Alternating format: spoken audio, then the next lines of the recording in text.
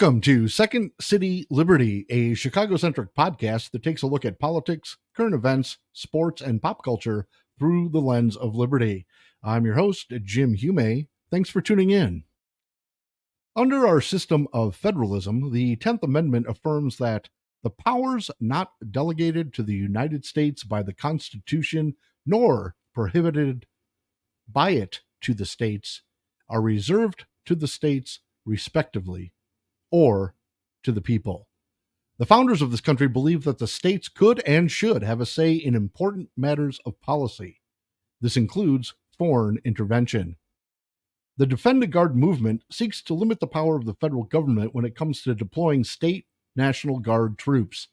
This legislation would not nullify federal law. It compels the federal government to obey what is already federal law.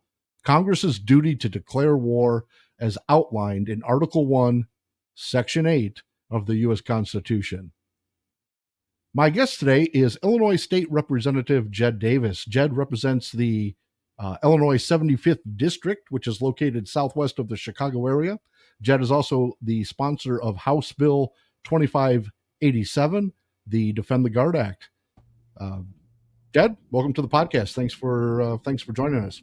Yeah, no, great being here. Thank you for the opportunity. Tell me a little bit about you're serving your first term in the House. Is that correct? Correct. Yeah, since January 11th was inauguration, so not too long. Great. What a little bit about your background? What kind of inspired you to run in the first place and to get involved in state politics? Yeah, no, great question. I'm a civil engineer by degree, so I kind of got a technical background, but I'm the school board president of a private school in Yorkville.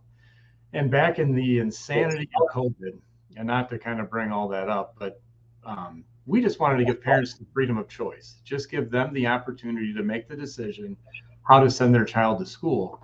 So we weren't for or against anything other than empowering the parent to make the decision to be the parent. And man, our governor sued us with a really thick lawsuit. He did not appreciate that freedom of choice. And I kept asking, where in the world is my state rep? And it just kind of got me poking around, and one thing led to another. And here we are.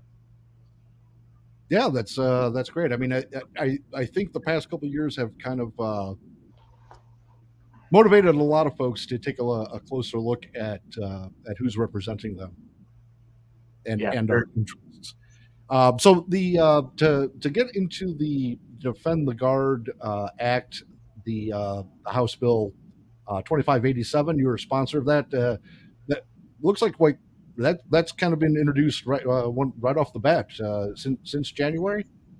Yeah, it was one of the first bills we and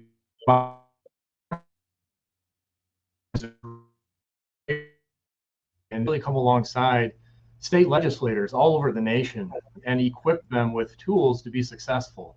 So I greatly value their input and that relationship we had with them.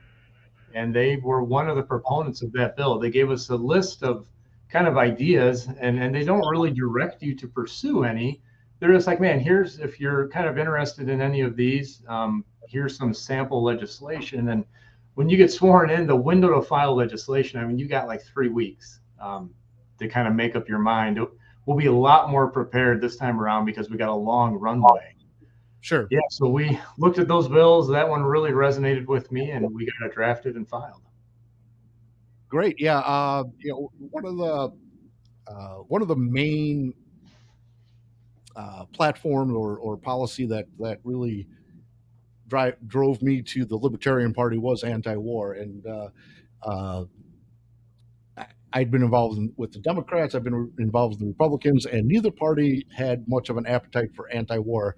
And really, the Defend the Guard Act, these type of bills, puts the power back into the states and the governors, and without a formal declaration of war or an authorization by Congress, want to keep those troops where they belong. I believe the last figure I had seen was relating to the war on terror in Iraq and Afghanistan, and associated bases in those areas. About 45% of the troops deployed were National Guard.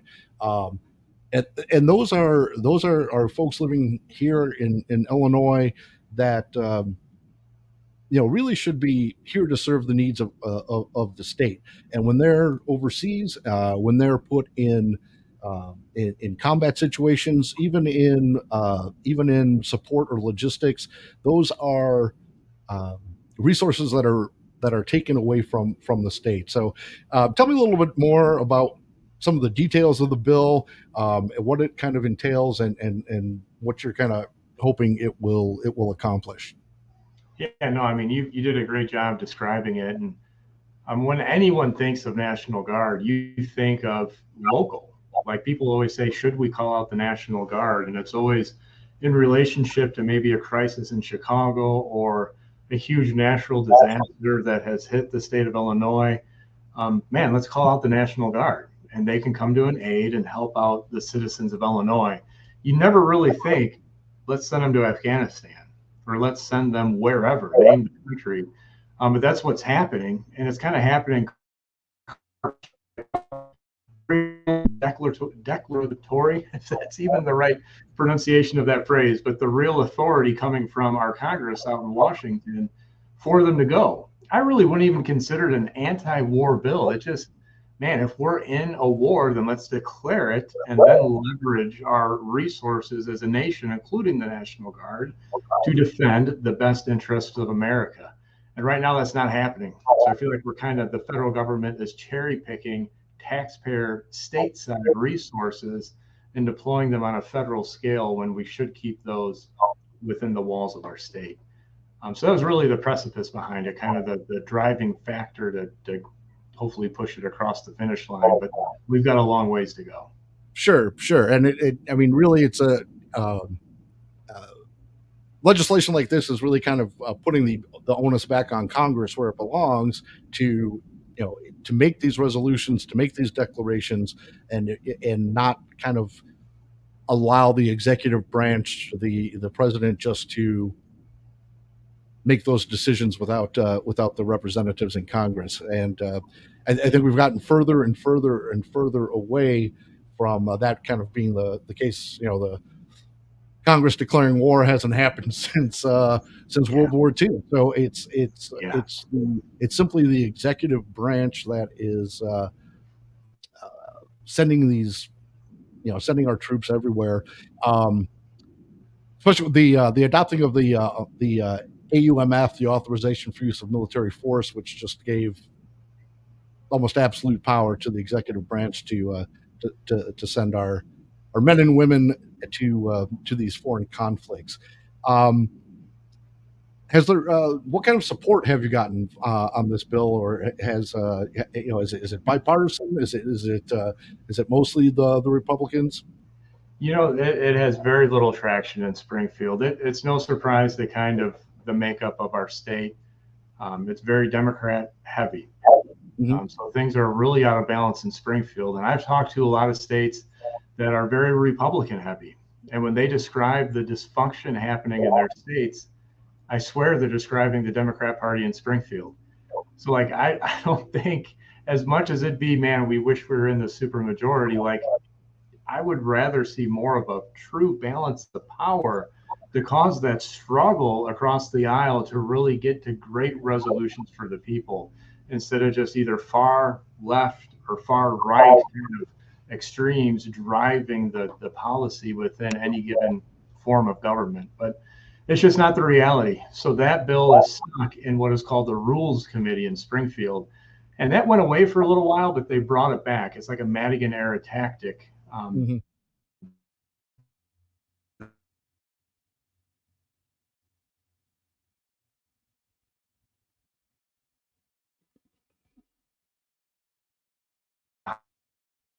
To what I would call a legitimate committee to maybe or maybe not be called depending on your relationship with the chair of that committee. So if it dies in rules, it's just dead on arrival. And that bill we filed along with some others that I thought were no brainers, and even they never left rules. So we did get some across the finish line, but a lot of them get hung up in that that silly nuance of Democrat control. They're manipulating the process without being transparent with the people.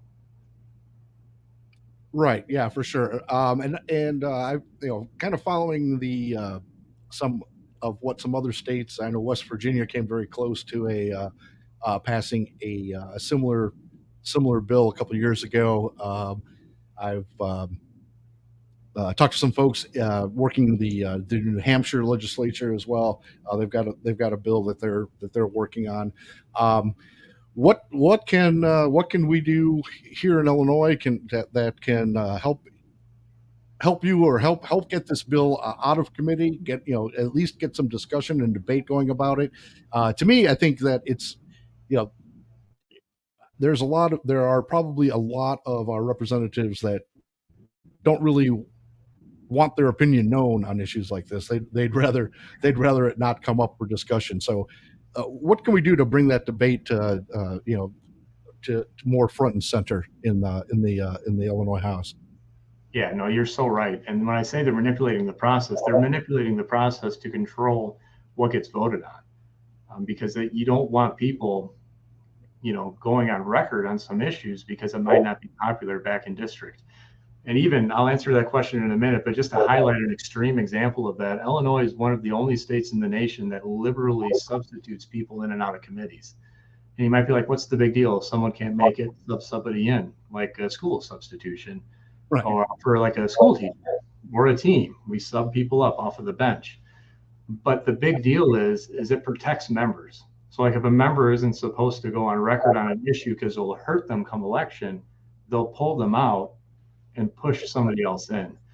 And it is just wrong because then they can avoid going on record and they can either take a no vote, don't vote at all on the floor or vote present. And they avoid the entire time going on record on an issue that I'm sure their constituents would want to know. So that's what I meant by just complete manipulation down in Springfield. Just one example of many. Pressure helps, like we can really put pressure on and it wears over time. And by that, I just mean phone calls, emails, committees, if we've been hearing on it, but showing up and making your presence known to your rep that, hey, I want to support this bill. Please help it get called. Please be the Democrat co-sponsor on it. That would be huge. But we need to start winning elections. Until we start winning elections and shifting that balance of power to more equality, to use that phrase that they love to use, it's not. It's going to be a really tough battle. Yeah, for sure. I mean, obviously the Democrats have a stranglehold on the state. I would say. I mean, I'm here in Chicago. We here in Chicago and Cook County, we pretty much have a one party system. Chicago stopped having partisan elections decades ago because it wasn't feasible to run partisan. Everyone's a Democrat, and that's just a way of maintaining kind of one party control. Absolutely, people should definitely reach out to their state reps, phone calls, emails. This can be done. Ask them about the bill. Ask them for their stance on it or what can be done to kind of move it out of committee. I know we're kind of looking towards the next election cycle, so a lot of these pieces of legislation get put on the back burner till after next November, which is kind of crazy to spend a whole year campaigning and running for re-election or election and kind of neglecting the responsibilities of passing legislation, but that's the way it is. So I agree with you on the try to restore kind of the balance of power and the more voices that are heard are obviously going to help spur the debate. I guess something that we struggle with all the time in the Libertarian Party is ballot access. And as I'm sure you're aware, that makes there are laws and statutes in place that make it very difficult for third parties and independents to get on the ballot. and to have alternative voices heard. This is something that, like I said, we struggle with as libertarians. Something that we work for all the time is trying to get fair ballot access. Maybe your thoughts and opinions on what could be done there to kind of open up the choices the voters have. Yeah, man, that's a great question. Um, I guess I've never stepped back and looked at it through the eyes of a third party lens before. That'd be something I'd be interested in exploring because, man, the more the merrier. And transparency, because neither one really exists in Illinois right now. So I'll definitely look into that. I think we can win. When I say we, like it's always people just want to kind of give up. Like Illinois is a lost cause. Statewide race, impossibility. We can't win. I think that's all hogwash. Like we can. We're just not communicating messaging. Like when I actually explain what's happening in Springfield, people are just blown away because it's beneath the electorate. And the electorate. I don't care if you're libertarian or Republican or complete independent. Like when you truly hear this is how your state's governing you, is this acceptable? The answer is usually no, it's not. It's not right. So, man, we need to get to those independent voters and bring that message to the door and actually communicate with them instead of just talking to the same people over and over again. But that gets into all kinds of campaign strategies. But I just say all that to say we can change Illinois. It's not a lost cause, and it's going to take a lot of work. But we're not going to do it from our couches or keyboards. We need to kind of lace up our tennis shoes and get behind a candidate that we can really support that has a decent strategy to win. Yeah, no, absolutely, and I think part of that really needs to start at the most basic and local level. You mentioned school boards and city councils, county boards. These I think these are kind of different offices and positions that hit people a little bit closer to home. But it has to stop there before it has to start there before it can kind of grow. It's hard to funnel top down. It's really important to build ground up. And Yep. I know as libertarians, that's kind of a strategy that we've adopted recently, is really kind of focusing on local races, and to it, to me, it's more along the lines of I'm not solely running as a particular party. I'm running as your neighbor. I'm running as your friend. I'm running as a concerned citizen here in town, here in the county, that is concerned with the direction of government, with the way things are going, or the way things are, and just to make people more aware that there are other ways of doing things. There's other ideas out there, and we need to hear all of them in order to make informed decisions about the future of our state and of our society. Um, any other pieces of legislation that you're kind of championing, sponsoring, working on, or would really like to see advanced in the state legislature? Yes. We're doing about 20 to 21 different bills right now that we're preparing for the upcoming session. I think that's way too many for one person to run. They're all, in my opinion, really good quality things, but we'll probably, believe it or not, file a majority of them because what I've learned from this last time that what I would consider a slam dunk never even gets called in a committee. Like helping senior citizens with property taxes or hospital pricing transparency. Like, who doesn't want hospital pricing transparency? You hate getting that bill from the hospital.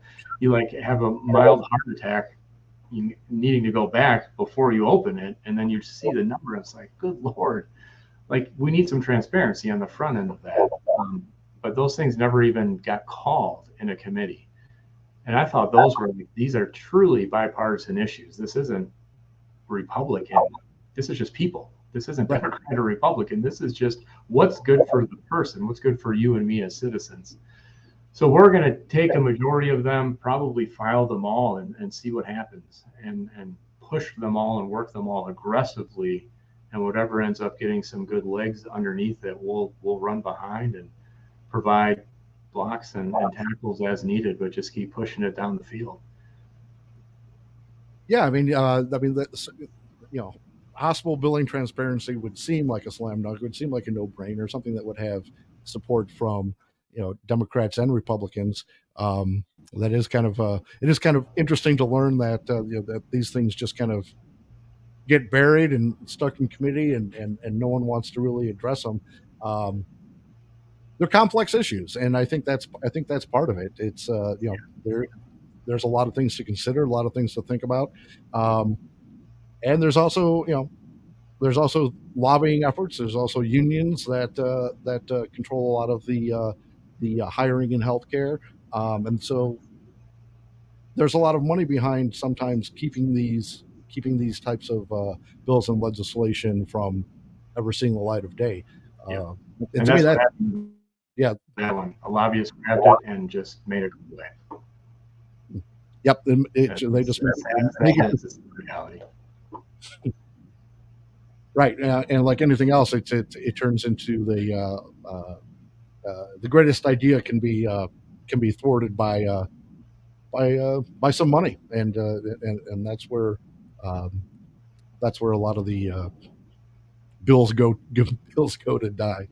Um, are you let's say are you in Springfield right now, or are you back in your district for the holiday? Yeah, no, we're back in. So session for Illinois, the way it works, the heavy lift is in the spring. We're kind of like Mhm. late January, I guess winter through spring, late January through late May. That's really the gets passed by Senate and House and gets sent to the governor. Now we're home all the way up until the end of October, early November for veto session. Only 6 days on the books for that. I don't know if that'll go longer. I'm sure it won't go shorter, but that's not for another couple months. So we're just back in district, everyone, which I say thank the Lord, because the more we're in Springfield, the more we have time to really just pass more laws. And the last thing we need in this state is more laws. So it's good to be back in district and not down in Springfield. But we're, like I said, kind of preparing now that we got that long runway. We've got all fall, we've had all summer, and the beginning of winter to get our ducks in a row and get them filed. So we're actually much more prepared from a professional standpoint this coming year. Well, that's great to hear. Yes, we do need fewer laws, not more, and that Yeah. Especially the laws that grow the power of government and infringe on our individual rights seem to be quite popular with this current governor, especially. And the way they pass them, I don't even know if you want me to tell this a little story. Sure. But Yeah. so like this last lame duck, which is like the people that, the General Assembly after the November election and before inauguration, a lot of them are leaving. Right. Lame duck session where they get willy-nilly and start getting encouraged because there's no repercussions. They passed a bill that removed local control for locating wind and solar, which I'm not anti-wind or solar. I'm not anti-coal or nuclear. I'm pro-energy. But they took local control away and said the state will trump on where this stuff is located. That bill started out as a telehealth bill for athletic directors. So it had nothing to do with energy. It was to help not athletic directors, athletic trainers. My mind was thinking school board, but a telehealth for athletic trainers. So like you could call in and get some advice on how to loosen up your whatever muscle that's sore over the phone, just more health options. It passed the House 103 yes, 0 no, 1 present, so huge support. Went to the Senate, sat there, and then in lame duck, they totally gutted it, got rid of all that language and put in all the language that you no longer have the right to control wind or solar in the backyard of your community, and shoved it through under the guise of athletic trainers telehealth. And that's what I mean. Like if people really knew how this stuff happened, like we just voted, and when I say we, DeKalb County voted no on a solar field. They had the courage, Democrat heavy board, but I really pressed them along with others saying, this is the history of the bill. Is this truly how you want your state government representing you? And God bless those people. They had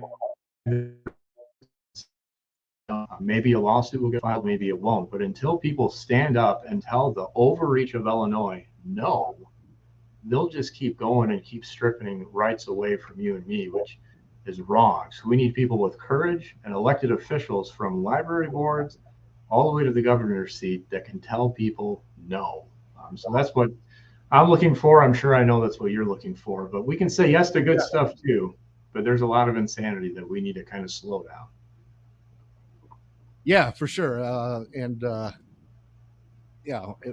Like I said, having some more ideas, more options to put out there, some you kind of encourage different ideas and further discussion and debate is only going to be a good thing. And if we can be a road bump, speed bump right now for some of this,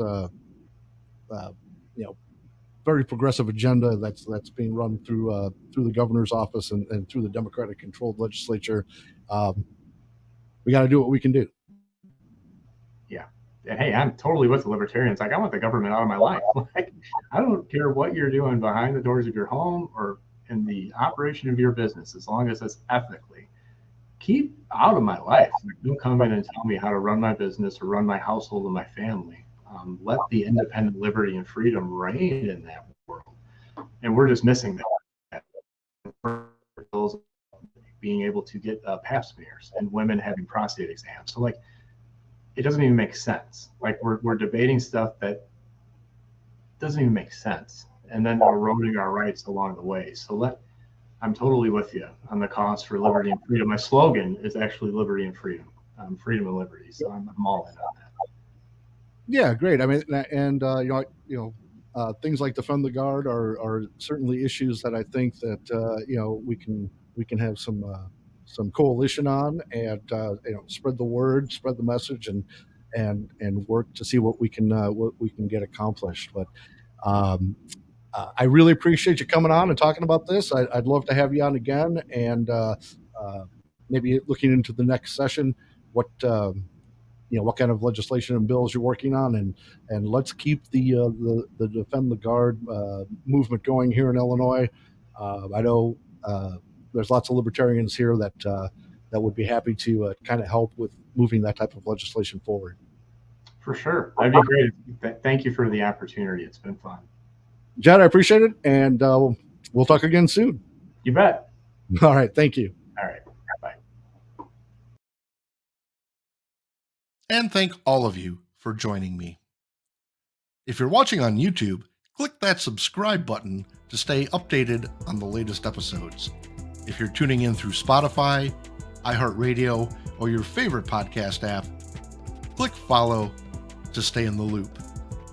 You can also follow me on Twitter at Second City Liberty. That's the number 2, ND, City Liberty.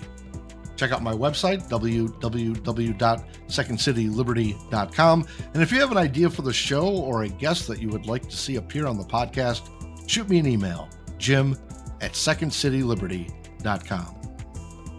Until next time, stay safe, stay strapped, and stay based.